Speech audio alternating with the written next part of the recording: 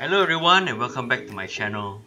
You can see a really nice piece of pork over here. What we're making today is homemade bacon, or more specifically unsmoked bacon. It's very easy to make, but it's bloody time consuming. So let's make the pork ahead of time. All the ingredients you need are right over here. We need pork belly. Over here I have a nice strip of pork belly. I have some salt over here, some sugar, and some black pepper. You can use any spice you like. In this case, I'm using black pepper. So let's get started. Now this recipe does require a bit of math. You're gonna need 2% of salt and 2% of sugar to the weight of your meat. Don't worry too much about the weight of the spices. You can use as much or as little as you like. I'm gonna put the ratios right here. So this method is called curing. It's one of the oldest preservation techniques used in the world to preserve meats. And the salt and the sugar will draw out moisture from the pork, giving it a very nice flavor. For 250 grams of pork, I'm using this recipe over here, and I will need these amounts of salt and sugar. So let's begin. Start by removing the skin from your pork belly, but leave the fat. What you want to do is make a small cut between the fat and the skin and gently work your way across. Try not to take too much of the fat out. If you do not know how to do this, you can always get your butcher to do it for you. Now I am using pork for this recipe, but if you feel like it, you can always use lamb or even beef. Both these meats work great in this recipe as well. The problem with cooking on a table that's below waist level when doing my recordings is that sometimes it's very hard to work my way around the ingredients. As you can see, I'm struggling a little right here with the skinning. And I can safely say that this is one of the ugliest skinnings I've ever made in my entire life. I should be ashamed of myself. Now, do not throw this skin away. You can use it for a lot of other things. You can turn it into crackling, you can add it to a stew, you can give it to your kid for his birthday. Next, place your pork inside a plastic bag. If you have a Ziploc bag, that's even better, but I did not have one, so I'm just gonna use a normal plastic bag. And what you want to do is sprinkle all the salt, sugar and your spices over the pork.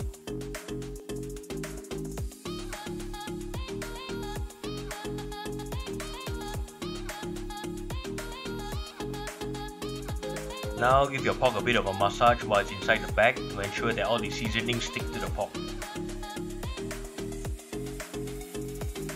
For meats like this that are less than a kilogram, you want to kill them for about 2 days.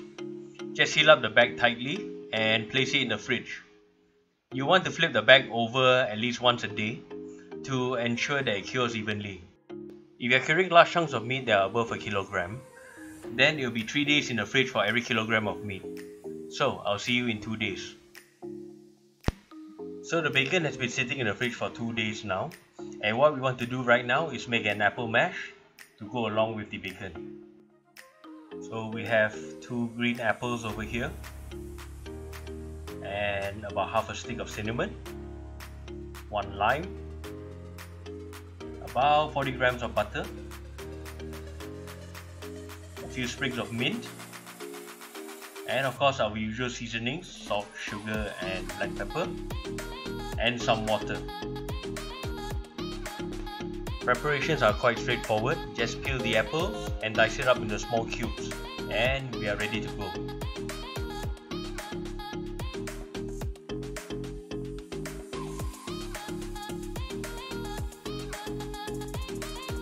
Dice your apples into small cubes and try to keep the shape as even as possible so that they cook evenly.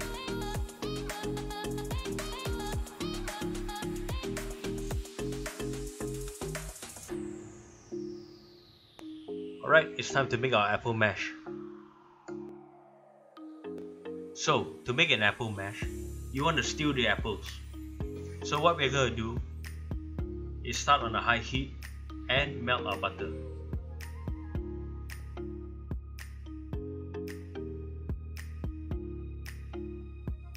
Once your butter is melted, add in your cinnamon stick and your diced apples. And what we are doing right now is actually sweating the apples. So just stir them around for about 2 to 3 minutes. Once the sweating is done, season with a few pinches of sugar, a pinch of salt, and some black pepper. Continue to cook your apples for about 2 minutes, and what we want is for the sugar to start caramelizing a little bit.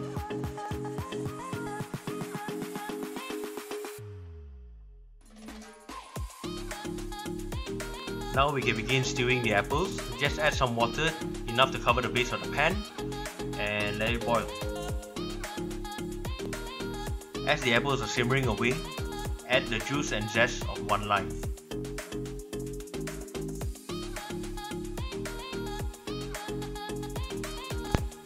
Now with the help of a wooden spatula, you can begin smashing your apples. Another way to do this, you can actually place all these stewed apples along with some of the stewing liquid into a blender and pulse it into a sauce. But I prefer it this way.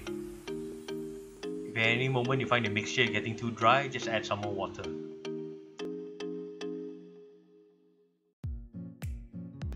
Now I'm not gonna lie, this entire stewing and smashing process can take up to 15 minutes, so have some patience.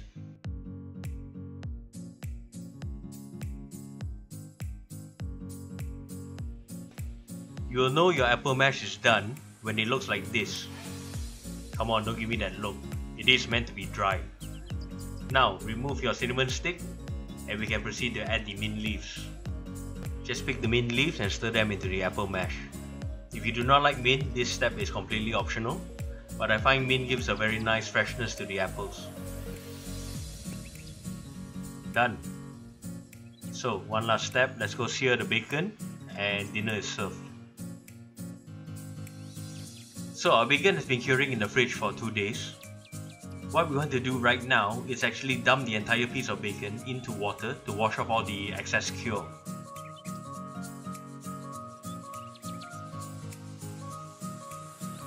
So what you want to do right now is pat your bacon dry with some paper towels or a clean cloth. With your pan on a high heat, add in about 1 to 2 tablespoons of olive oil. Once your oil is hot, add in the bacon. You want to sear each side for about 5 to 6 minutes depending on the thickness of your bacon. Remember to tilt the pan and fry off that layer of fat on the outside of the bacon as well. If you do not fancy cooking your bacon steak all the way through on a pan like what I'm doing right here, you can actually give it a good sear and place it into a 180-degree oven for about 7 minutes. And we're done. Remember to let your bacon stick rest for about 10 minutes before cutting into it. Slice up your bacon steak and plate it together with the apple mash. You can garnish it with a sprig of mint to make it look more pretentious.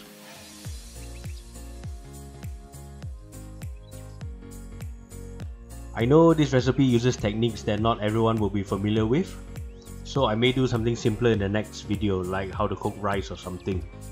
If you enjoyed this video, do consider giving it a like and subscribe to my channel, and why not share it with your friends.